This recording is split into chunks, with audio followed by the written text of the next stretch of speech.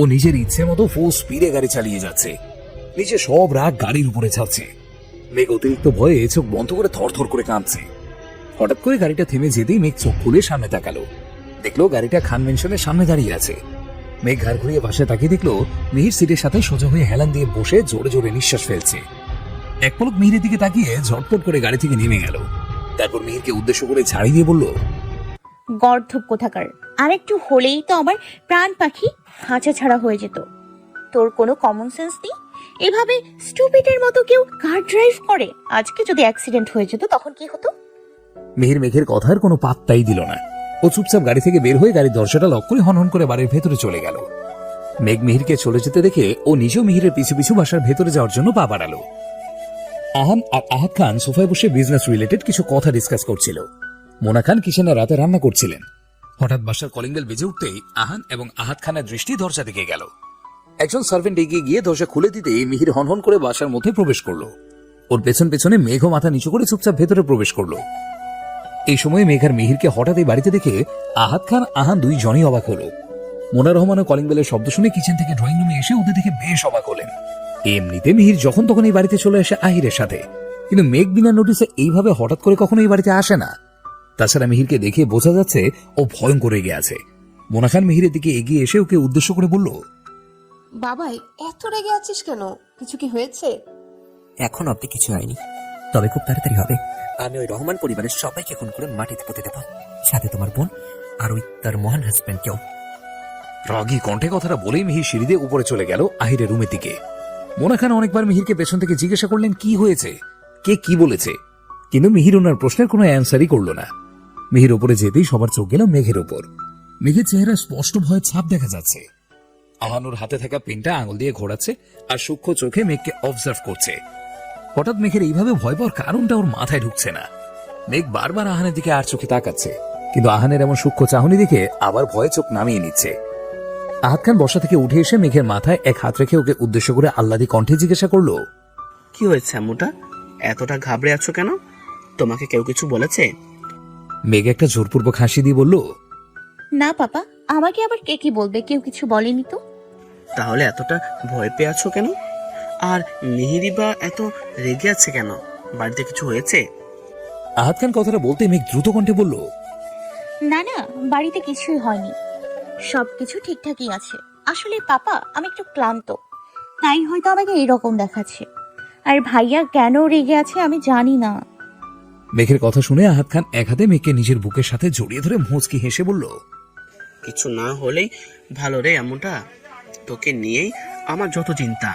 আহান, আহির, মিহির ওরা যেটা চাই সেটা ঠিক ওরা আদায় করে নেয়, হয় সোজা পথে না হলে বাঁকা পথে।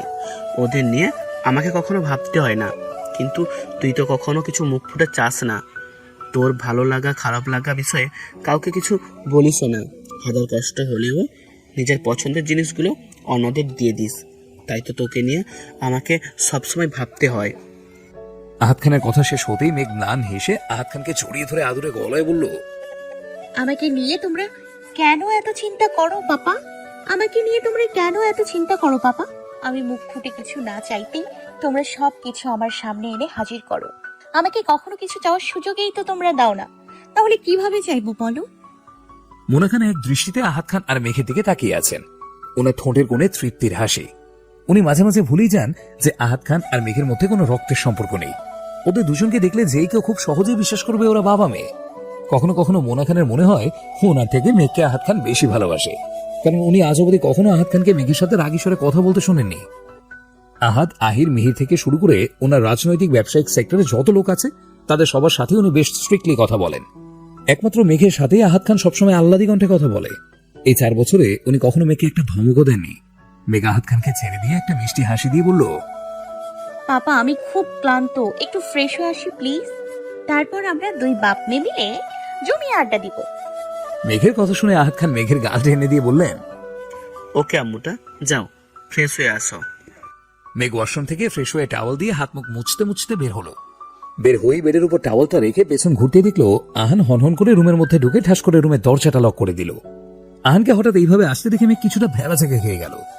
আহান দরজাটা লক করে দিয়ে পেছনে ঘুরে এক পা করে মেঘের দিকে আগাতে আগাতে বলল, এতটা অবাক হওয়ার কিছুই নেই। আমি তোমার রুমে কখনোই পারমিশন নিয়ে ঢুকিনি আর ঢুকবো না। আমার যখনই ইচ্ছে তখনই এভাবে চলে আসবো। যাই হোক, এবার বলো আজকে বাড়িতে কি হয়েছিল? আহানের প্রশ্ন শুনে মেঘের চোখে মুখে আবার ভয়ের ছাপ ফুটে উঠল। ও জানে আহান যদি এখন বাড়িতে ঘটা ঘটনাটা জানতে পারে তাহলে হয়তো আবার একটা বড়সড় ঝামেলা হবে। এই মুহূর্তে কোনো ঝামেলা সৃষ্টি হোক সেটা মেঘ কিছুতেই চাইছে না। একবার হিয়ানের বিয়েটা মিটে যাক, তারপর যা হওয়ার হবে। মেঘ কাঁচো মাচো করে দাঁড়িয়ে মিনমিনে কণ্ঠে বলল, বাড়িতে কি হবে? কিছুই তো হয়নি। আহান হাঁটতে হাঁটতে মেঘের একদম কাছে এসে বলল, কিছুই হয়নি? তাহলে তুমি আমার প্রশ্ন শুনে এতটা ভয় পাচ্ছ কেন? মেঘ শুকনো একটা ঢোক গিলে কাঁপা কাঁপা কণ্ঠে বলল। কোথায় ভয় পাচ্ছি?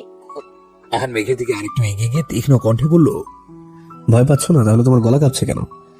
আহানকে এগিয়ে আসতে দেখি মেঘ পিছনে গিয়ে একদম খাটের সাথে লেগে দাঁড়ালো।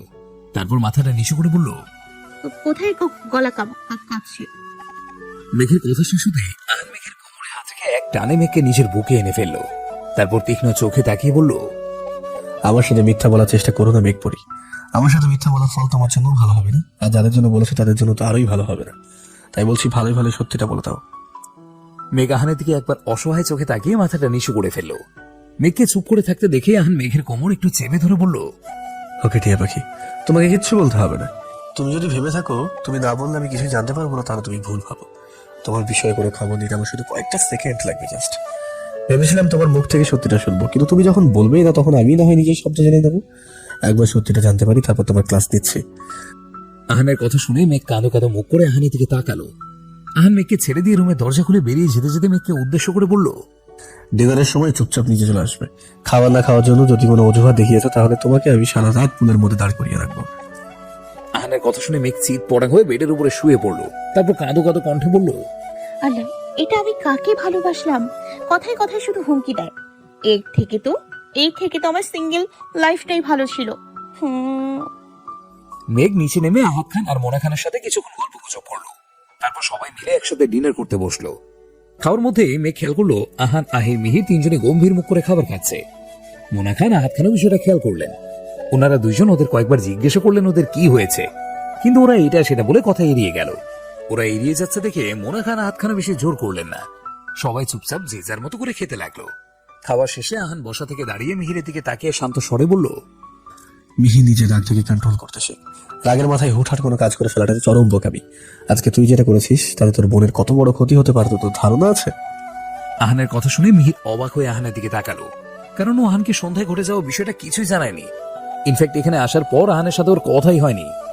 মিহিরকে এইভাবে তাকাতে দেখে আহান একটা ভাঁকা হাসি দিয়ে বলল, এভাবে তাকানো তো কোনো কিছু নেই মিহির। তুই না বললেও আমার কাছে সব খবরই আসে, সেটা তোর ভালো করেই জানার কথা। যাই হোক, আজকে যাই করেছিস ভবিষ্যতে যেন কখনো এরকম কিছু করতে না শুনি। সবসময় সাবধানে ড্রাইভ করবি, নাহলে তোর ড্রাইভিং লাইসেন্স বাতিল করানো ছাড়া আমার কোনো উপায় থাকবে না। কথাটা বলে আহান কোনো দিক না তাকিয়ে সোজা উপরে চলে গেল। মিহির আহানের যাওয়ার দিকে তাকিয়ে ঠোঁটটা বাচ্চাদের মতো ফুলিয়ে রাখলো। রাত 2:30। মাঝরাতে হঠাৎ করে দিশার ঘুমটা ভেঙে গেল। ও ধরফর করে শোয়া থেকে উঠে বসলো। ও সারা শরীর কেমন থরথর করে কাঁপছে, গলাটা শুকিয়ে একদম কাঠ হয়ে গেছে। মনে হচ্ছে এক্ষুনি পানির তেষ্টায় প্রাণটা বেরিয়ে যাবে।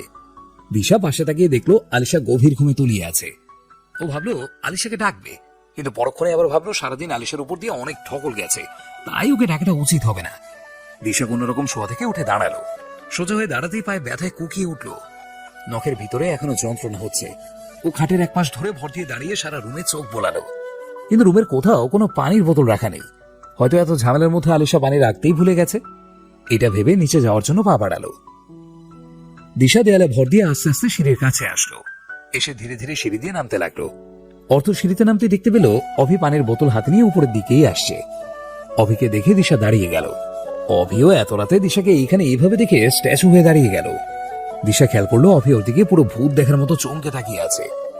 অভিকে এইভাবে তাকাতে দেখে দিশা ভ্রু কুঁচকে নিজের শরীরের দিকে তাকালো। তাকিয়ে ওর মাথায় আকাশ ভেঙে পড়লো। এতক্ষণ ওর যে পিপাসা পেয়েছিল সব মুহূর্তের মধ্যেই হাওয়া হয়ে গেল। ও চোখ দুটো রসগোল্লার মতো করে একবার নিজের শরীরের দিকে তাকাচ্ছে, আরেকবার অভির দিকে তাকাচ্ছে। দিশা তাড়াহুড়ে নিচের ওড়না আনতেই ভুলে গেছে। ওর গায়ে যে ওড়না নেই সেটা এতক্ষণ ওর খেয়ালই ছিল না। দিশা আশেপাশে তাকিয়ে আর কোনো উপায় না পেয়ে নিজেকে লজ্জার হাত থেকে বাঁচানোর জন্য পেছন ঘুরে দৌড়ে সিঁড়ি দিয়ে উপরে উঠতে লাগলো। কিন্তু 2 দিন সিঁড়ি উঠতেই অ্যাক্সিডেন্টালি ওর পাটা ফসকে গেল। পাটা ফসকে পড়ে যেতে নিলে অভি দ্রুত এসে দিশাকে ধরে ফেললো। দিশা ভয়ে চোখ খিঁচে বন্ধ করে আছে। ভয়ে ওর সারা শরীর কাঁপছে। কিছুক্ষণ পরেই ওর খেয়াল হলো ও পড়ে যায়নি, কেউ ওকে ধরে রেখেছে। দিশা ফট করে চোখ খুলে সামনে তাকালো। তাকিয়ে দেখলো অভি ওর কোমরে এক হাত দিয়ে ধরে রেখে ওর দিকে অগ্নি দৃষ্টিতে তাকিয়ে আছে। অভিকে এইভাবে তাকাতে দেখে দিশা শুকনো একটা ঢোক গিলল। অভি কোনো কথা না বলে আচমকা দিশাকে পাঁচা কোলে করে তুলে নিল। তারপর উপরে এসে দিশাকে নিয়ে সোজা নিচে রুমে গিয়ে ওকে বেডের উপরে এক প্রকার ছুঁড়েই মারলো। হঠাৎ করে এইভাবে ফেলে দেওয়ায় দিশা মুখ থেকে অস্ফুট স্বরে আহ বলে মৃদু চিৎকার দিল। অভি গিয়ে দরজাটা লক করে দিয়ে এসে দিশাকে এক টানে শোয়া থেকে উঠিয়ে দাঁড় করালো। তারপর কোনো কথা না বলেই দিশার গলায় ঠটিয়ে একটা চড় মারলো। চড়টা খেয়ে দিশা তাল সামলাতে না পেরে উপর হয়ে বিছানার উপরে হুমড়ে খেয়ে পড়লো। অভি আবারও দিশার বাহু ধরে টেনে দাঁড় করিয়ে ওর এক হাত পেছনে নিয়ে মুচড়ে ধরে বলল, গাধা কোথাকার, এইভাবে কেউ দৌড় দেয়? আজকে যদি পড়ে গিয়ে কিছু একটা হয়ে যেত তখন কি হতো? ঝগড়া করা ছাড়া আর কিছু শিখেছো জীবনে? মাথার মধ্যে একটু বুদ্ধি আছে নাকি, নাকি সবটাই গোবর ঢুকানো?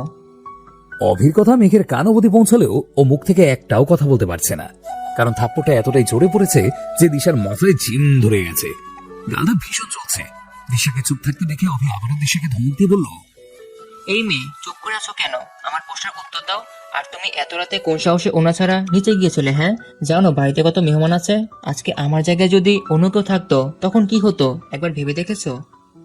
অভি দিশার হাত এত জোরে চেপে ধরেছে ব্যথায় ওর চোখ থেকে পানি পড়ছে। দিশা ফুপিয়ে ফুপিয়ে কাঁদতে কাঁদতে বলল, আমার খুব পানি পিপাসা পেয়েছিল, শরীরটা খুব খারাপ লাগছিল, রুমে কোথাও পানি ছিল না, তাই আমি নিচে যেতে গিয়েছিলাম পানি খাওয়ার জন্য। বিশ্বাস করুন, আমার একটুও খেয়াল ছিল না যে আমার গায়ে ওড়না নেই। দিশার কথা শুনে অভির ওর প্রতি অনেকটা মায়া হলো। ও দিশার হাতটা ছেড়ে দিল। তারপর জোরে জোরে দুটো নিঃশ্বাস নিয়ে নিজের রাগটা কন্ট্রোল করে শান্ত স্বরে বলল, তোমার পানির পিপাসা লেগেছিল, তুমি আলিশাকে ডাকলেই তো পারতে, অথবা তোমার ফোনের ফোন থেকে আম্মুকে বা আমাকেও তো ফোন দিতে পারতে। এত কষ্ট করে পায়ের ব্যথা নিয়ে নিচে যাওয়ার কি দরকার ছিল? অভি যে হাতটা চেপে ধরেছিল দিশা ওই হাতটা ধরে কাঁদতে কাঁদতে বলল, আপির উপর দিয়ে সারাদিন এত ধকল গেছে, তাই আর আপিকে ওঠায়নি। আর আমার তখন খুব কষ্ট হচ্ছিল, তাই কাউকে কল করার কথা মাথায় আসেনি। দিশার কথা শুনে অভির বুকের বাবাসটা কেমন যেন চিনচিনে ব্যথা অনুভব হলো। অভি দিশার দিকে তাকিয়ে দেখলো ও এখনো চোখ বন্ধ করে ফুপিয়ে ফুপিয়ে কাঁদছে।